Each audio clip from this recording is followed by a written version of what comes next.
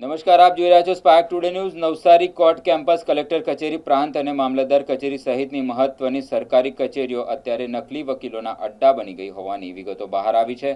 Navsari district બાર કાઉન્સિલે જિલ્લા કલેક્ટરને આપેલા આવેદનપત્રમાં ચોંકાવનારો ખુલાસો કર્યો છે। કેટલાક ત્રાહિત ઈસમો LLBની ડિગ્રી ન હોવા છતાં વકીલના ગણવેશમાં ફરે છે। આ શખ્સો અરજદારને ખોટી કાનૂની સલાહ આપી અધૂરા જ્ઞાન સાથે સોગંદનામા અને દસ્તાવેજો બનાવી નાગરિકો પાસેથી નાણાં ખંખેરી રહ્યા છે, જેના કારણે સરકારી કામમાં મોટો અવરોધ ઊભો થાય છે।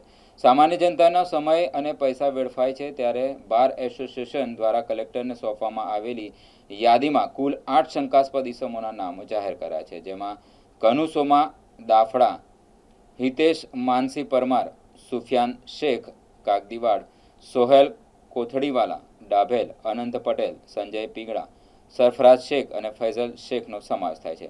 બાર એસોસિએશનનો દાવો છે કે જો આ ઈસમોના મોબાઈલ લોકેશન ટ્રેસ કરવામાં આવે તો તેઓ રોજે રોજ સરકારી કચેરીઓ અને કોર્ટ કેમ્પસની આસપાસ જ મળી આવશે। એટલું જ નહીં, આમાંથી કેટલાક શખ્સો ગુનાહિત ઇતિહાસ પણ ધરાવે છે। હવે જોવાનું એ રહેશે કે વહીવટીતંત્ર અને પોલીસ આ નકલી વકીલોના નેટવર્ક પર ક્યારે ત્રાટકે છે।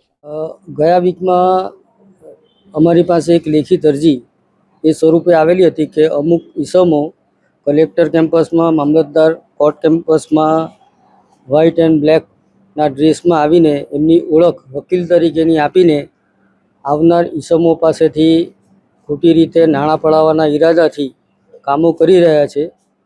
આ ખૂબ ગંભીર બાબત હતી, એટલે અમે તાત્કાલિક સંજ્ઞાન લઈને ગઈકાલે કલેક્ટર સાહેબશ્રીનો સંપર્ક કરેલો અને રૂબરૂ જઈને અમે એક આવેદનપત્ર આપેલું હતું। અને આ આવેદનપત્રમાં અમે અમુક નામો પણ એવા આપેલા છે કે જે આઈડેન્ટિફાઈ થયેલા છે, તેવાના નામો સાથે અમે એક અરજી આપેલી છે। અને આ પ્રથા તાત્કાલિક અટકવી જોઈએ। આવી ટાઉટગીરી આ કેમ્પસમાં નહીં જ ચાલે એવી હૈયાધરણ પણ કલેક્ટર સાહેબે અમને આપેલી છે। કલેક્ટર સાહેબે અમને એવી હૈયાધરણ આપેલી છે કે આ બાબત હું ચલાવી જ નહીં લઈશ, અને આ બાબતે જે કંઈ બી પુરાવો, પ્રાથમિક પુરાવો અમને પણ મળશે તો અમે પણ કાયદેસરની કાર્યવાહી કરીશું।